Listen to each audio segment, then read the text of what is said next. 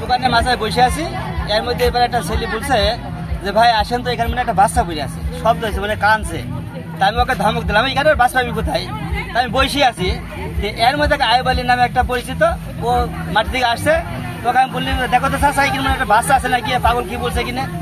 তো আবার এখানে আজকে দেখছে সত্যি বাচ্চাটা পড়ে আছে। এখানে গাছ কাটছিল, এইখান থেকে বাচ্চাটা একটা বাচ্চা দেখিছে যে কাঁদছে।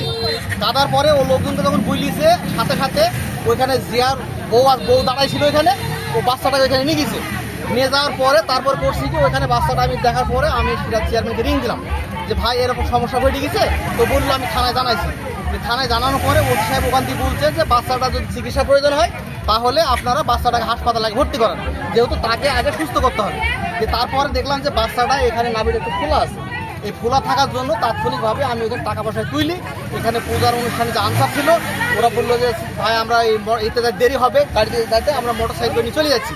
তো তাই ওদের সাথে মোটর সাইকেলে বাচ্চাটাকে পাঠিয়ে দিয়েছি, এবং ওর সাথে ওই জিয়ার বউ এবং জিয়ার বৌমাও গিয়েছে ওর সাথে। যেহেতু ওই বৌমাটার বাচ্চা নাই, তাই ওই বৌমাটা বাচ্চাটা নেওয়ার জন্য আগ্রহী। RICL TMX, যুগের পর যুগ স্থাপনা থাকে মজবুত।